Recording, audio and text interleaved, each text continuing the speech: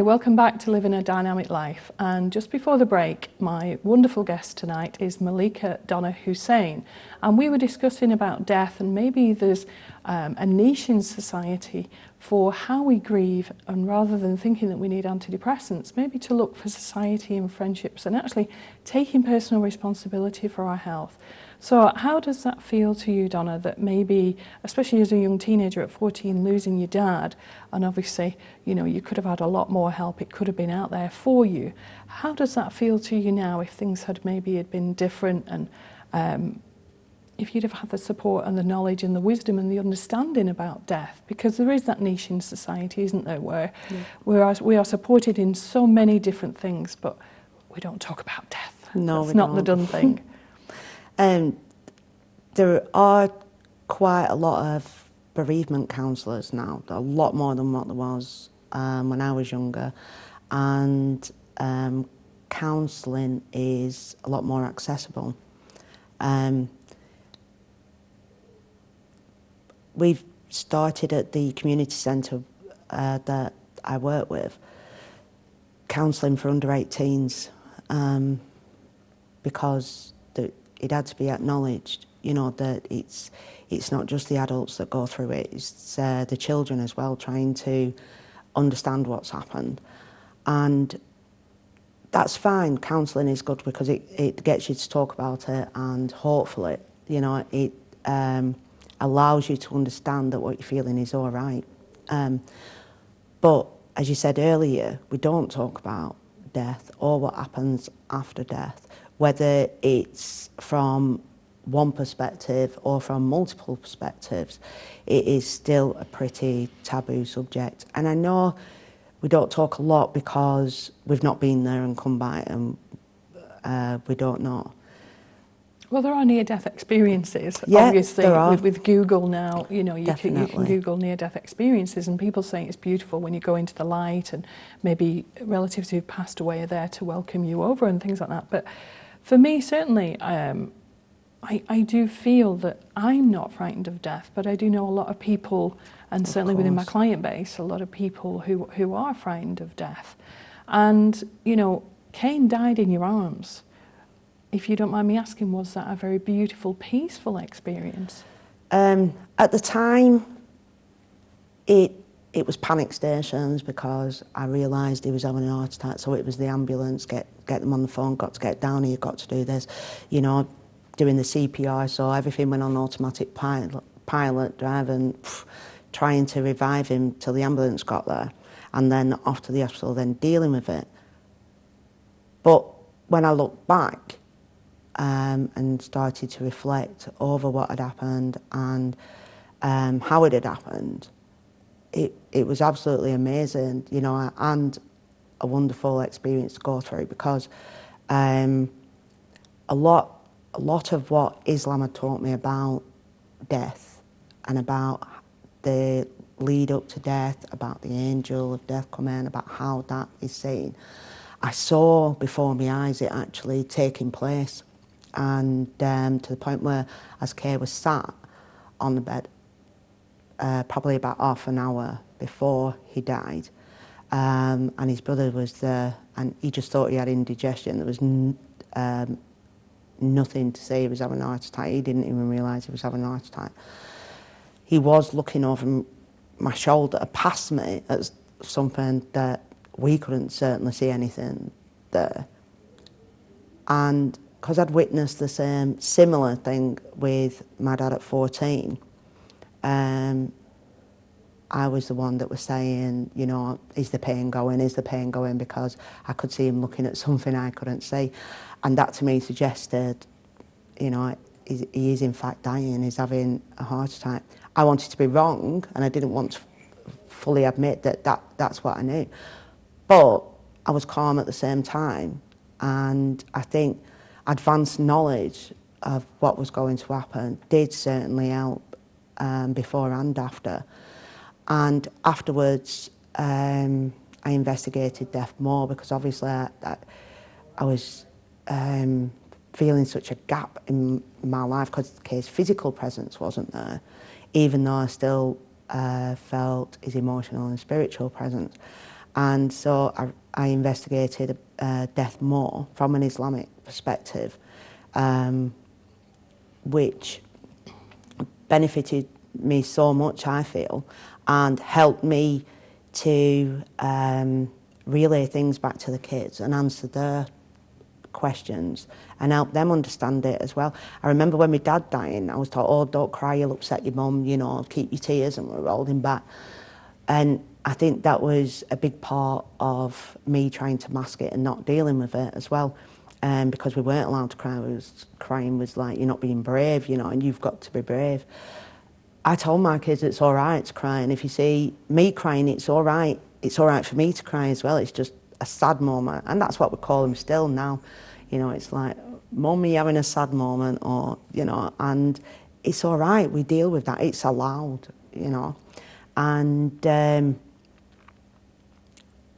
so what I had learned through the wisdom of Islam did help me before and afterwards, but more recently, just a few weeks ago, when my mum passed away, and we only got told a week and a half before that she had in fact got advanced lung cancer. She got took in hospital with water on her lungs. They thought it was water on her lungs, and it was in fact advanced lung cancer. The lead up to her death, once she was in hospital, the doctors gave a prognosis 2 days before she died that she had at least 3 to 6 months to live. I argued the case, and I said I felt imminent because of different things that my mum was seeing, that she was saying, the way she was reacting. I could see that it was within the week. This was from the Friday before when she started talking to me. So you felt more that your intuition was guiding you rather than the and my prognosis understanding of conventional death medicine. and the lead up to death. That, no, she's seeing things, you know, and they were saying, oh, it's a medication. When we looked, she wasn't on any pain relief. She wasn't on morphine. They hadn't given her any, and so they couldn't put it down to the ramblings from medication. And even though they were saying, well, maybe the cancer has got to the brain, that's why she's saying it, I still went off with what my heart was telling me to believe. And I thank God I did, because if I hadn't done, I wouldn't have argued for a comfort as much as I did. And I would have still been thinking we had 3 to 6 months left with her when we didn't. Which seems infinity when actually it's not. Yeah. Because to me, there's 2 things in life that we can be sure of, and that's death and change. Of course. And death is merely a transition anyway into a change. But I remember a few years ago I had a patient with pancreatic cancer who obviously was very, very poorly, and she was going for quite extreme kind of radiotherapy and chemotherapy at Manchester. And what I said to her was, make the space, obviously she was in an oxygen tent because the immune system's radically reduced. And I said, make that space your own. You know, you want your favourite clothes in there, your favourite slippers, the teddy bear, all your favourite photographs, your favourite books. And I said, because you're going to be living in that bubble for however long your treatment lasts. I mean, unfortunately, she died while she was having that treatment. But I guess there's kind of 2 sides to the story. Do people want to know before they die, you know, do they? You know, or is it just a sudden thing? And we all have different views on that. But I love the wisdom that you're sharing here, because I think if we all listened more to our intuition, to our own hearts, to our own soul, then maybe we would actually make death an easier transition for ourselves, because often we cry when someone dies because it's our loss. We're not crying because of them. It's you know, that void is there in our life now, isn't it? Yeah, of course. I mean, I think that my husband is in a really good place right now, and, you know, inshallah he is. But it's us that's left here, like myself, my children, his family, that are feeling such a mighty gap, you know, and it, especially in the early days, it was, how do we fill that? You can't fill it, you know, you can't, nobody can replace that. What you have to do, you have to keep the essence of it and who they are. And it was, what brought it to mind was what one of the Sahaba said after the Prophet ﷺ died, that Muhammad sallallahu alaihi wasallam is dead, but Allah is still living and is always living. And that is something that I have had to repeat to myself so many times, you know, when it's like, oh, woe is me, and, you know, why me? Why was I left with 8 kids? You know, I'm totally useless, you know, and I'm still quite childlike, my own self, and I've got this massive responsibility. But do you not think that we all need to be childlike? I mean, there is a spiritual school of thought, forgive me, I don't know where it comes from, but what they say in that is that for a third of the day we need to be the inner child. For a third of the day we need to be the woman or the man at the age we are now, and I'm 21 by the way, and for a third of the day we need to be the wise sage, the wise elder, the wise guru. Of course. And I think it's a very good way of looking at life, that if we look at those 3 aspects of ourselves, there's a difference between being childish and childlike. But Osho certainly stresses the importance of children and the wisdom of children, and children laugh something like 70 times a day, whereas, you know, we get old and maybe a little bit more miserable, and we only laugh maybe 10 times a day or 20 times a day. So I think certainly, and certainly for me, having my own children and certainly having my own grandchildren as well, that childlike aspect of myself, and I'm quite happy to go and blow bubbles in the garden or, you know, go down a slide. And my son-in-law is absolutely amazing because he is so childlike, but he has the adult responsibilities. My personal belief is it's all about balance in life. Of course, yeah. It is. And I think that childlike behaviour that you're saying is part of how I, you know, get through things now. And I'm not perfect by any way or means.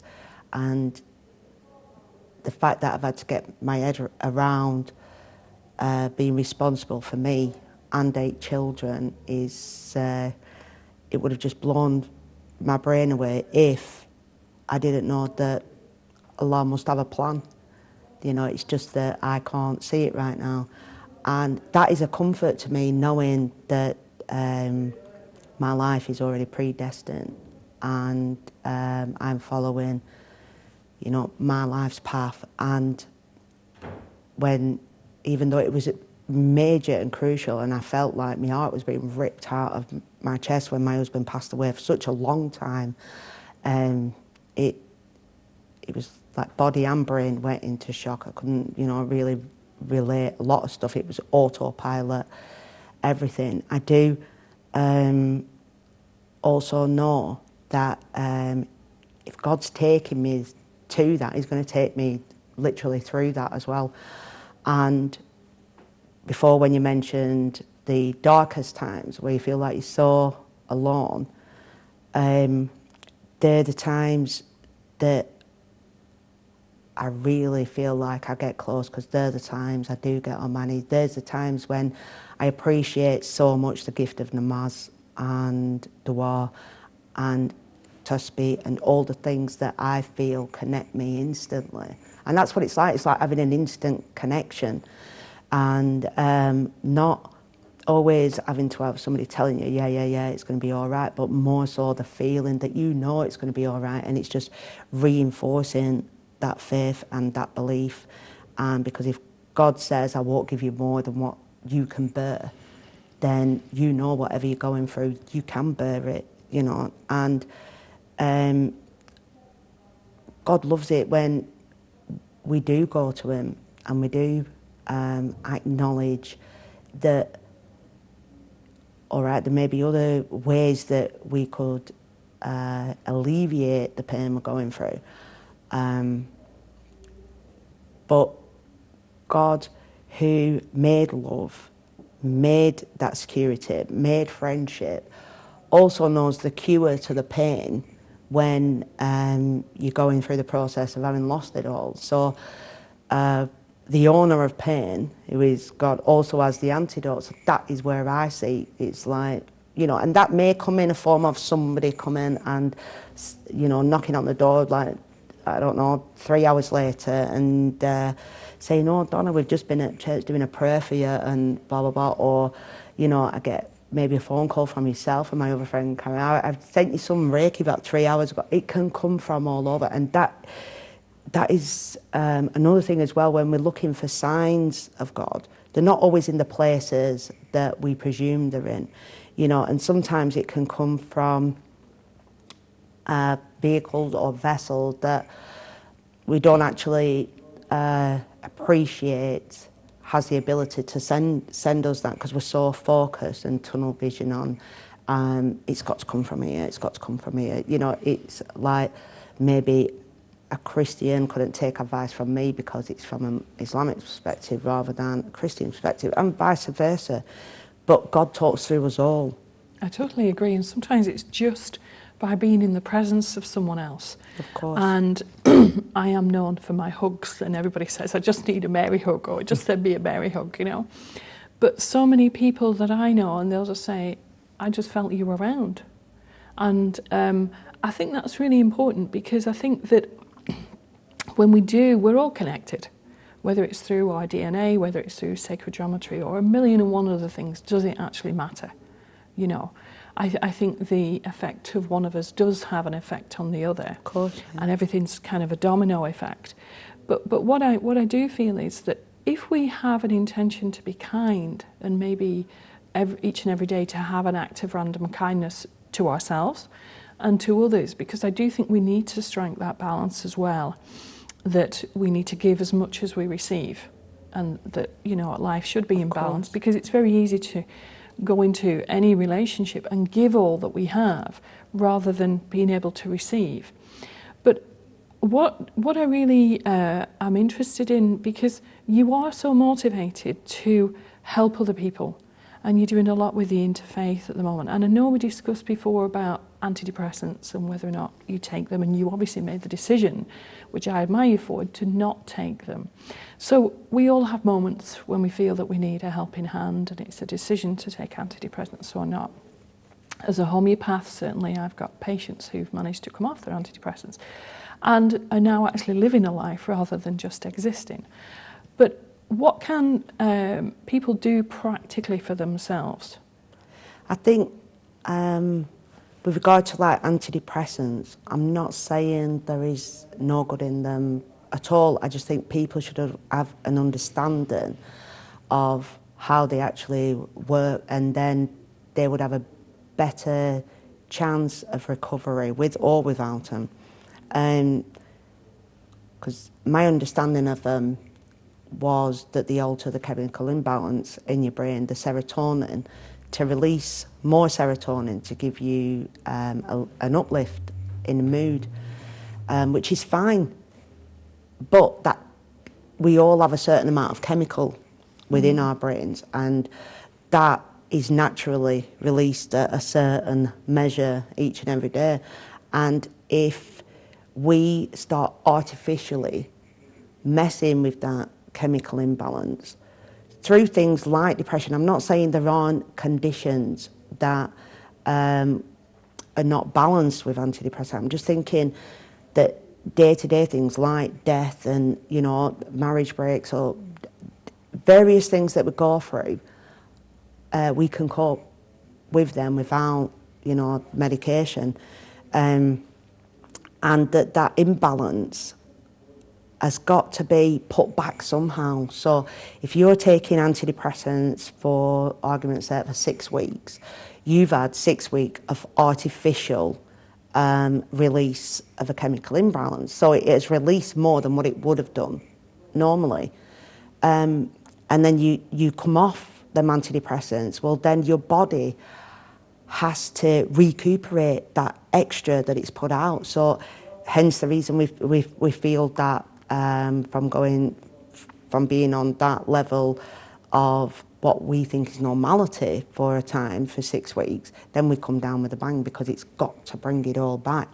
So if people are using antidepressants, I would suggest a slow, you know, withdrawal from them, rather than take them for 6 weeks and suddenly don't take any. And I think a lot of doctors are recognising that, but what they are recognising as well, and what I'm currently working with, especially the third sector, the voluntary community and faith sector, and Lancashire County Council, the public health, the doctors, CCGs, National Health, and that, is social prescribing, because there is a vast amount of prescription drugs being prescribed for things like depression, anxiety, that have been the result of natural things that we go through in life, like death.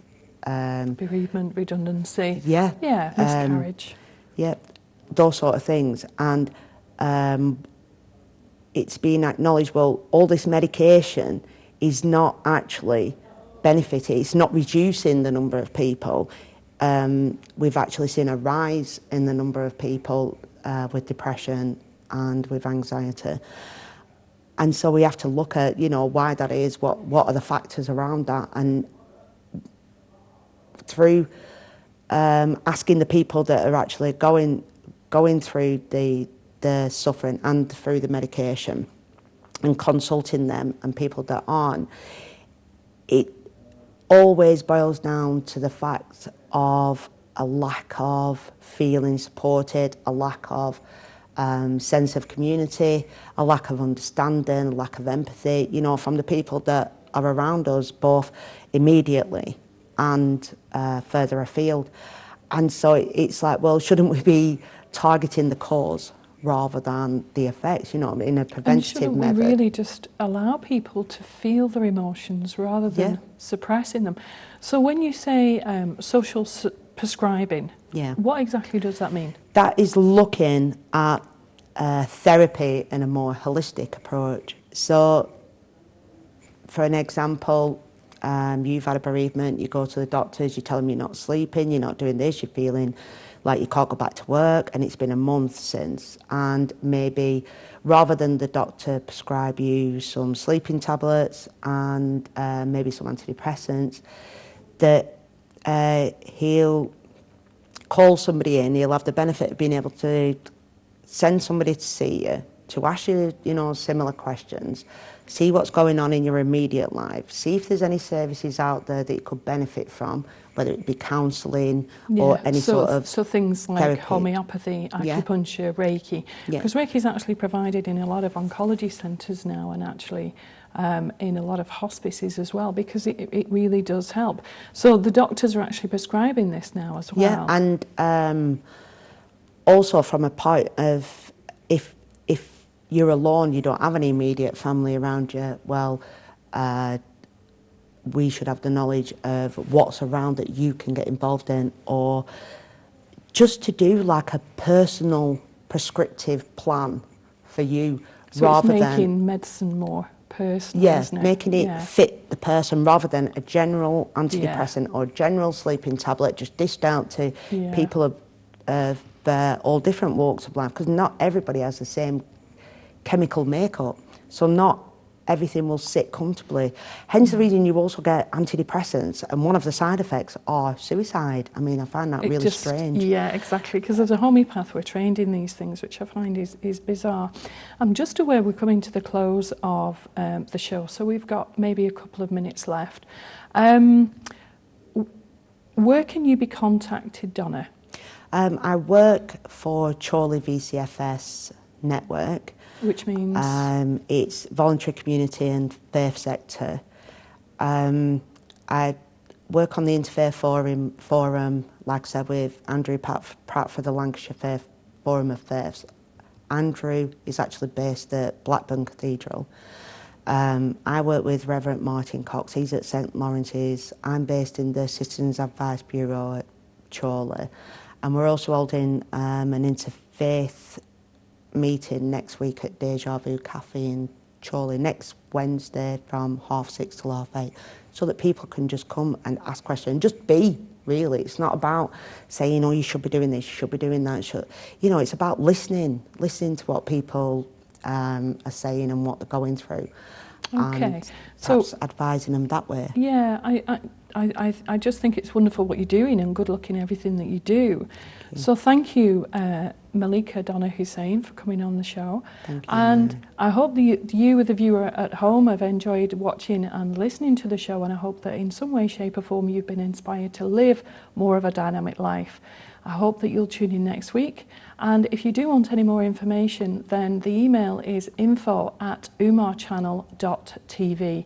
And our staff here, or myself personally, will be happy to answer any or all of your inquiries.